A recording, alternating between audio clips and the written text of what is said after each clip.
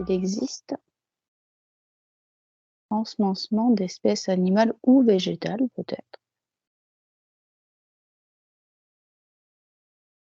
qui proviennent d'autres planètes. Parce qu'on connaît tout ce qui est modification génétique et cetera, naturelle, on va dire, avec le temps, des espèces qui évoluent, mais est-ce qu'il y a des choses qui viennent d'ailleurs? Alors, je ne vois pas d'importation directe, d'animaux, extraterrestres. Par contre, sur la Lune, dans des labos, je vois qu'il y a utilisation, de gènes extraterrestres, hem, qui sont, utilisés pour, améliorer, encore le génome, humain et pour proposer, heu, ultérieurement que les personnes qui iront dans les medbeds, puissent, avoir des améliorations génétiques, en plus, de tout ce ce qui pourra être proposé dans les medbeds. C'est-à-dire que, en fait, il y aura plusieurs, programmes possibles et les personnes choisiront le programme qu'ils voudront, bien sûr. Il y a rien d'obligatoire. Mais, pour certaines personnes, elles auront tout le monde aura la possibilité de choisir des programmes qui vont améliorer encore plus le génome, humain.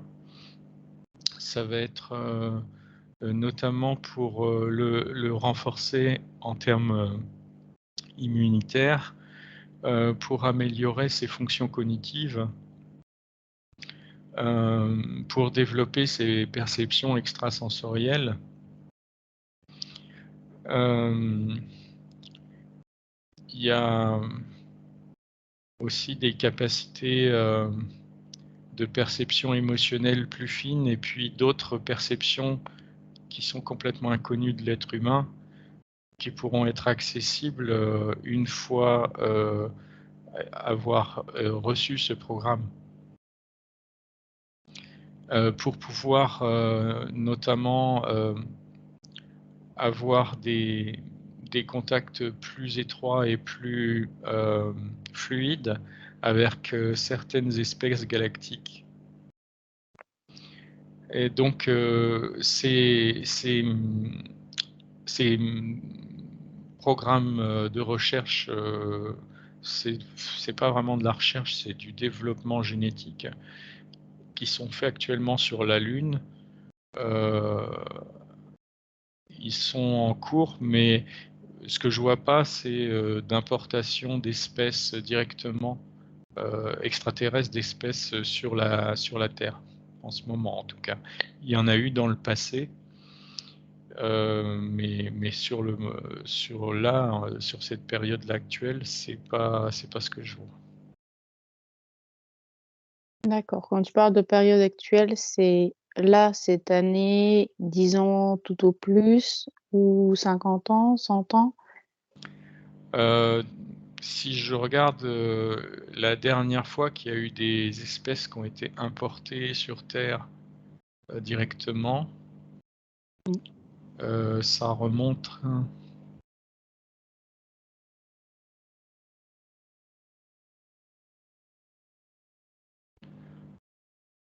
j'ai 2 000 à 3 000 ans, à peu près. D'accord. C'était quel genre d'espèce? Est-ce que tu peux regarder? Ouais,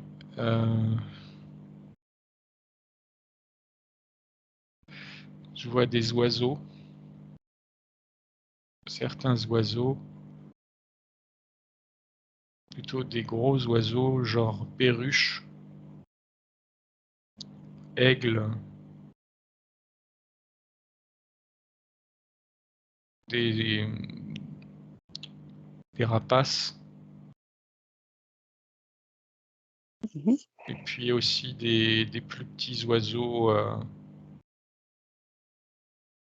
hem,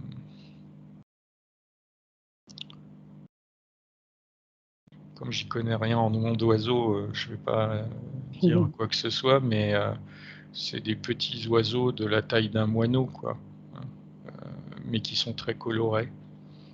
Et ça, c'est des importations, extraterrestres, hein, qui ont eu lieu, ouais, à cette époque-là, il y a 3000 ans à peu près. Est-ce que tu peux demander pourquoi? Hem, il y en a, c'est pour le plaisir des yeux, parce que c'est des animaux, surtout les petits là, ils sont très colorés. Les perruches aussi, très, très colorées. Et puis, certains rapaces,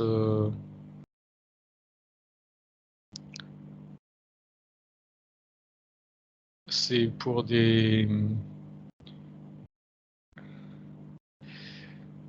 y a des raisons un peu plus, comment dire? Ésotériques. Hem, Ils apportent une énergie particulière, une vibration particulière, ces oiseaux-là. Surtout, les rapaces, comme les aigles par exemple, ils ont une énergie, particulière. Et c'est pour enrichir les énergies de Gaïa, mais heu,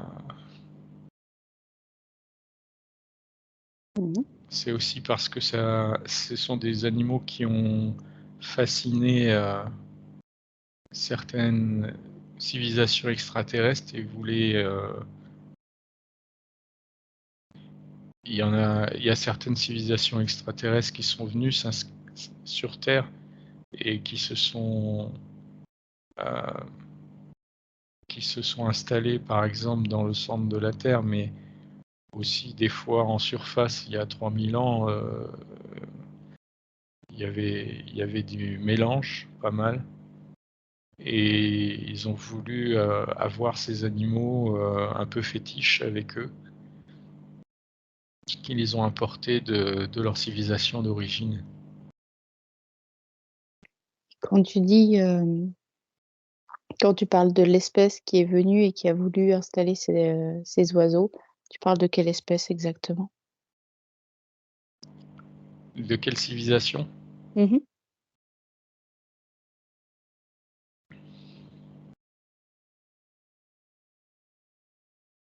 Mmh, Ou à quoi ils ressemblent? Est-ce que tu peux les décrire? ils sont blancs, presque blancs, les cheveux très blancs, la peau très blanche.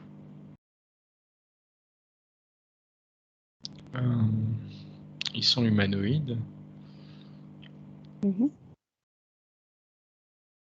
ils ont les yeux blancs. Mmh, des cheveux blancs aussi. Ils Ils ont un sont, corps bien physique? oui, oui, oui. Mmh mh. Ils sont assez grands, les membres assez fins. Leur origine stellaire, tu peux Ouais, j'étais en regarder? train de regarder ça. Mmh. Ça me parle de Sirius, OK, donc très dans bien. la zone de Sirius. Mmh. Donc c'est eux les derniers à avoir implanté entre guillemets «une espèce, animale» sur notre Oui, planète. oui, oui, je pense que c'est dans les derniers, probablement les derniers, ouais.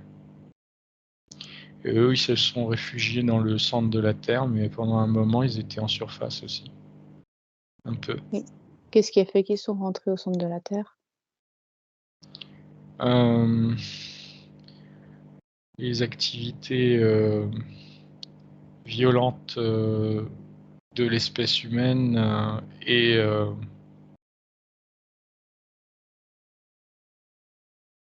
sous l'influence reptilienne. Enfin, d'une partie de la civilisation reptilienne. Mmh.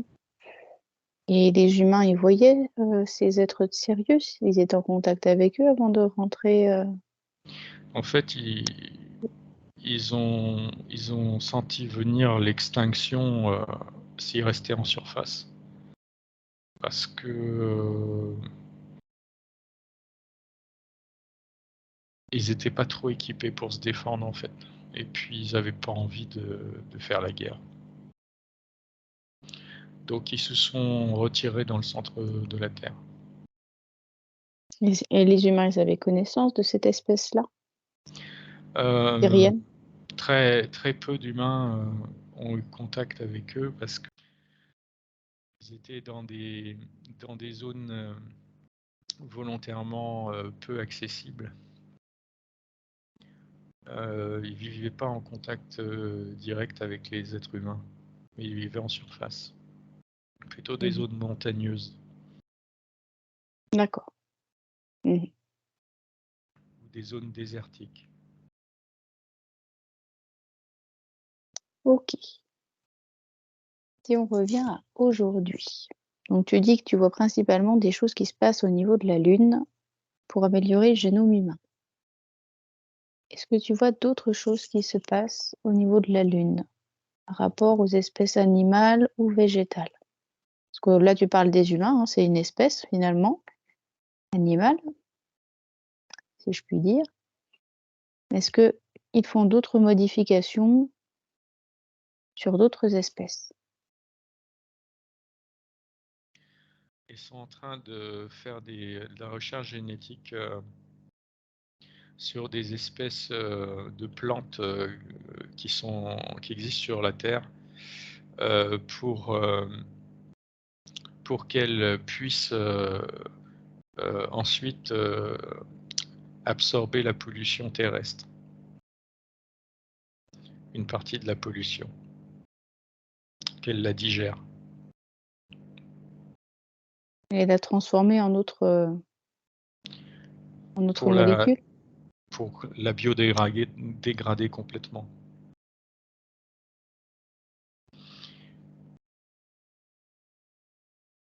D'accord.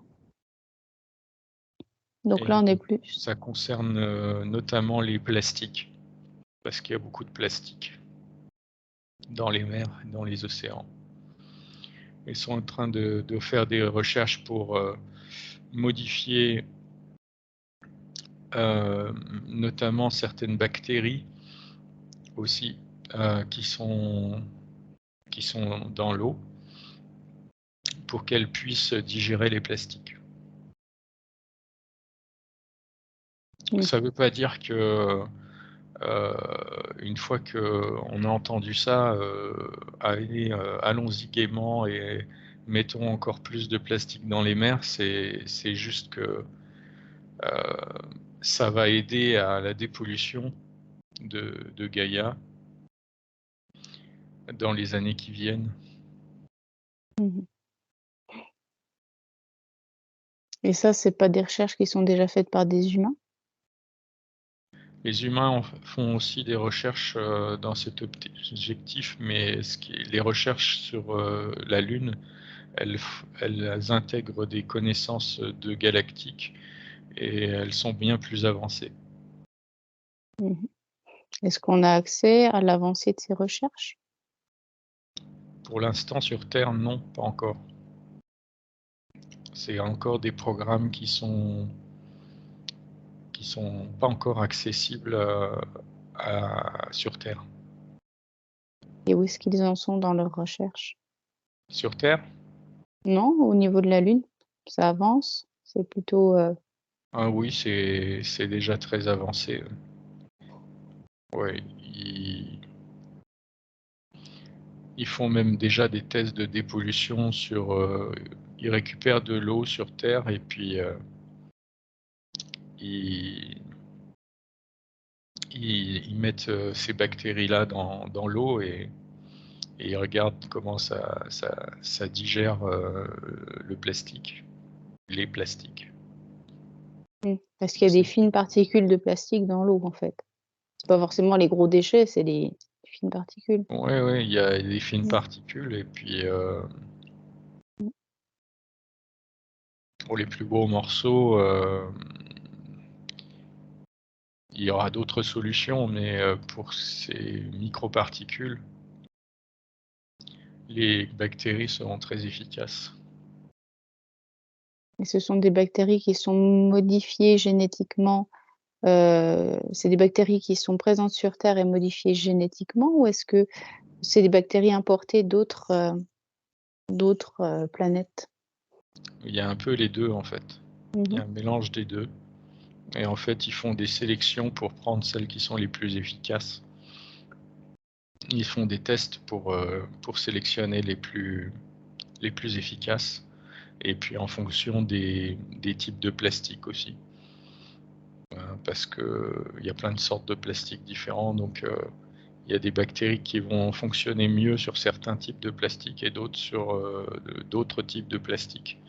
Donc il faut qu'ils arrivent à trouver les bonnes proportions de chaque type de bactérie pour que ce soit le plus efficace quand ils balancent ça, quand ça sera balancé dans les océans. Et il n'y a pas de contre-indication à balancer, ce genre de bactéries dans les océans? Est-ce qu'elles vont pas avoir de répercussions «négatives» entre guillemets sur d'autres espèces déjà présentes ou sur Bah, l'environnement? justement, tous les tests qu'ils sont en train de faire, c'est pour Mmh. vérifier tout ça. Mmh. Mais ils ont déjà, plusieurs catégories de bactéries qui sont très efficaces. Ils sont en train de chercher les bons dosages et puis de tester les effets secondaires, potentiels, de ça. Mais, c'est très avancé au niveau recherche déjà. Mmh. Et il n'y a pas possibilité de passer sur d'autres procédés comme de la «désintégration» entre guillemets ou ce genre de choses? Ça, à cette échelle-là, c'est pas possible? S'ils font ça, c'est qu'ils ont, ils ont examiné cette alternative, mais que c'est pas ce qui est le plus approprié pour les océans. On peut leur demander pourquoi? Parce que essentiellement la désintégration, ça désintégrerait aussi les molécules d'eau et ça c'est pas ça peut pas sélectionner, de façon optimale, seulement le plastique. Et de passer par un système de filtration? De filtration, c'est Mmh. c'est impensable vu les quantités, qu'il y a, c'est impensable. Mais par contre les bactéries, oui, c'est vraiment, quelque chose tout à fait, envisageable à très grande échelle comme ça. Mmh. OK. Bon, bah, je ne serai pas engagée pour travailler, avec eux alors. Les solutions sont pas adéquates. OK. Mmh. Super. Est-ce que tu peux regarder si, de manière inverse, il y a des espèces terrestres qui sont utilisées, sur d'autres planètes? Le contraire de l'ensemencement, on vient retirer une espèce pour aller, la mettre ailleurs, sur une autre planète. Est-ce qu'actuellement il y a des choses comme ça qui se passent?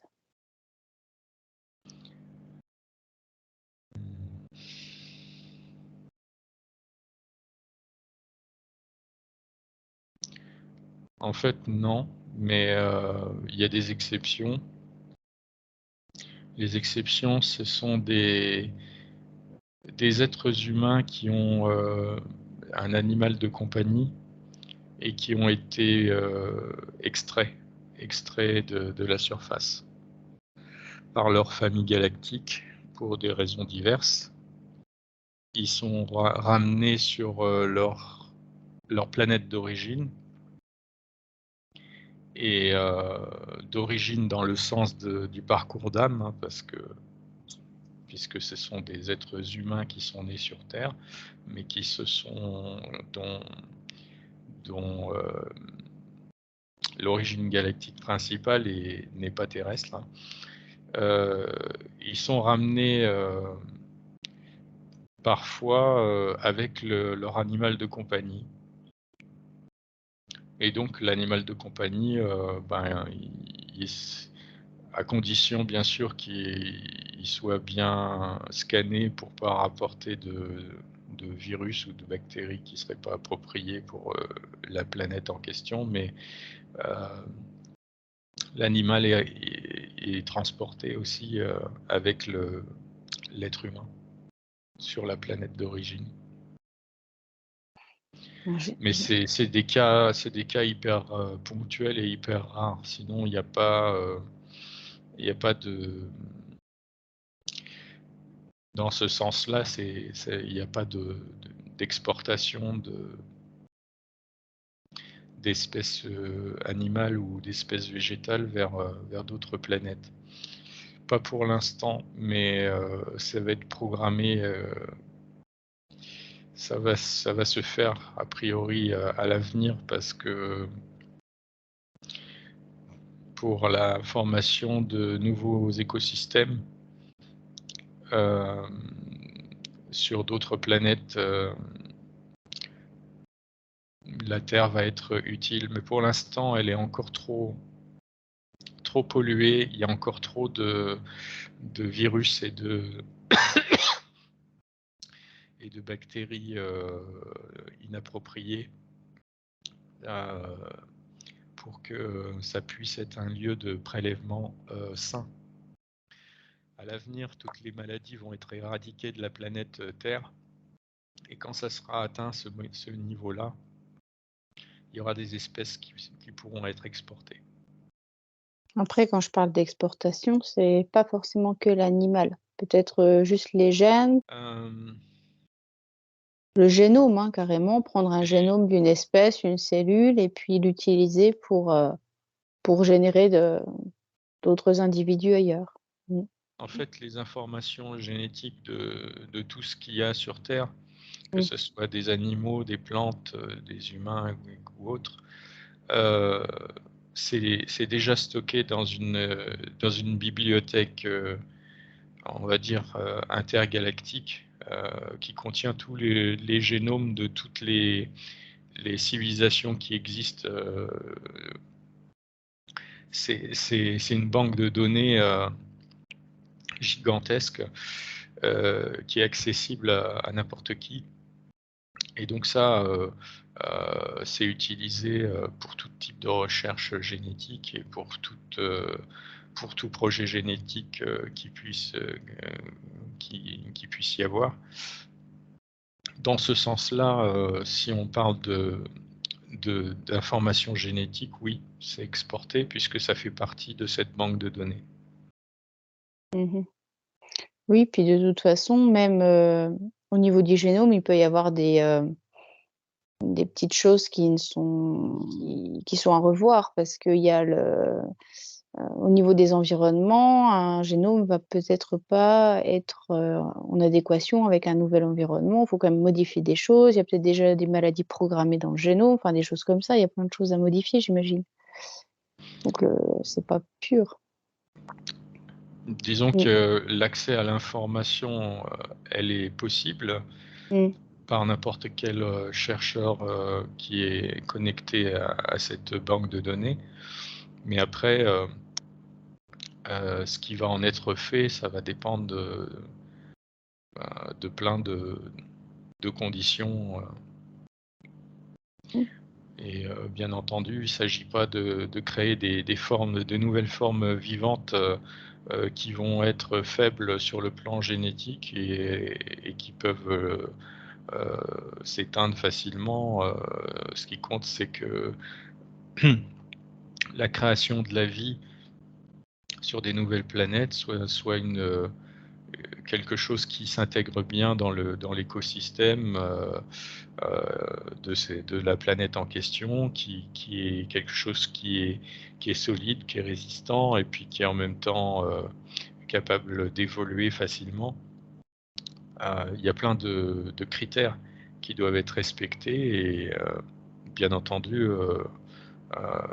éviter que ce soit sujet à des maladies ou des défaillances, quelles qu'elles soient.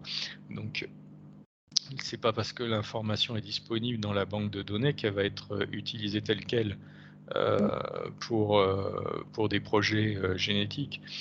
Mais ça peut être juste une source d'information, et puis il y a certains éléments de ces informations qui peuvent être extraits, voire ensuite modifiés pour des projets génétiques, toujours dans une objectif de faire quelque chose qui soit, de créer quelque chose qui soit qui soit bien au niveau équilibre, au niveau santé, au niveau harmonie, etc. Il y a plein de critères qui sont à respecter. Mmh. Et tu dis que tout le monde a accès à cette base de données? Comment ça? Sur quels critères? Pas tout le monde, c'est seulement une catégorie de chercheurs, de personnes qui ont des projets de développement de la vie sur des planètes. C'est des civilisations qui ont atteint un niveau d'évolution suffisamment avancé pour être connectées les unes aux autres. Et l'humanité est en passe d'entrer dans ce genre d'organisation, même il y est déjà plus ou moins, sans que ça soit complètement connu. Mais il y a d'autres civilisations qui font déjà partie de ces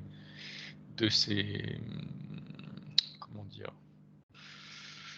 ces organisations à des échelles galactiques et intergalactiques. Et les membres de ces organisations, dès qu'ils ont une raison valable d'avoir accès à ces informations-là, peuvent y avoir accès. Des raisons valables, c'est essentiellement travailler pour développer des nouvelles de la vie sur des nouvelles planètes, ou aider des planètes où déjà la vie existe, mais pour l'améliorer, pour par exemple réduire les maladies, améliorer la santé, etc., pour que quand ce soit des projets qui soient bénéfiques aux civilisations en question, aux planètes cibles des projets. C'est pas comme si ces bases de données étaient accessibles à n'importe qui. Bien entendu, il faut avoir des bonnes raisons, et que ce soit accepté pour qu'il puisse y avoir l'accès à ces informations. Mais ensuite, après, elles sont accessibles potentiellement à tous les membres de ces organisations. OK. Cette base de données, elle se trouve où? Il y a un lieu physique ou est-ce que c'est dans l'éther? Alors, il y a elle est située sur plusieurs plans simultanément. Dans l'éther, elle est présente dans l'éther, elle est aussi présente dans le physique, sous forme d'informations enregistrées, mémorisées sur des supports cristallins. C'est comme des superordinateurs quantiques, et en plusieurs copies à plusieurs endroits qui sont connectés les uns aux autres d'ailleurs.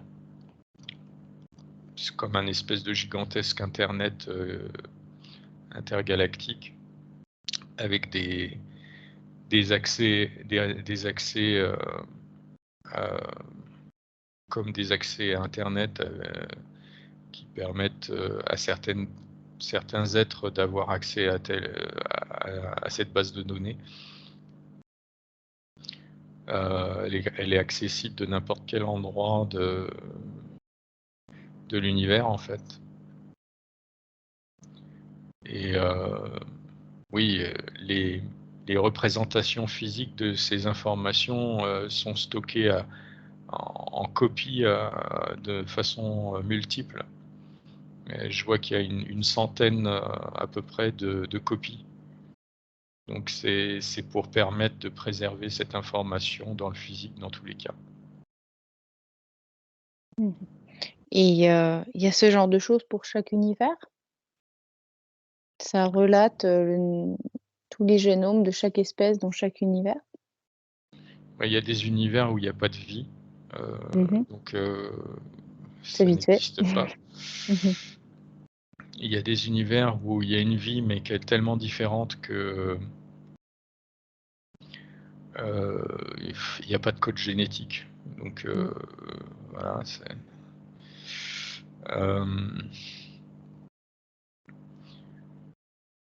donc il y a certains univers qui ressemblent un peu aux nôtres, où il y a des choses équivalentes. Ouais. Mais c'est que certains univers, bien sûr. C'est pas tous. D'accord. Et est-ce que tu peux regarder s'il y a autre chose à dire sur l'ensemencement ou l'exportation d'espèces animales ou végétales, extraterrestres ou terrestres? Est-ce qu'on te dit quelque chose d'autre sur le sujet? Que la Terre, elle va avoir un rôle très intéressant à l'avenir, parce que justement, une fois que tout ce qui est maladie et tout ce qui vibre assez bas, genre les parasites, les trucs comme ça, mais une fois que la Gaïa va fonctionner sur un certain niveau vibratoire avec des espèces qui sont en bonne santé et qui sont pas parasitées ou quoi que ce soit, ça va servir un peu de réserve, parce qu'il y a quand même une grande diversité sur la Terre par rapport à d'autres planètes. Et ça va servir beaucoup à ensemencer la vie sur d'autres planètes. Cette fois-ci, là, ce seront carrément quelques exemplaires de chaque espèce qui vont être exportés sur d'autres planètes pour développer la vie sur d'autres planètes. Donc la Terre va servir vraiment, va beaucoup servir à l'avenir pour ça.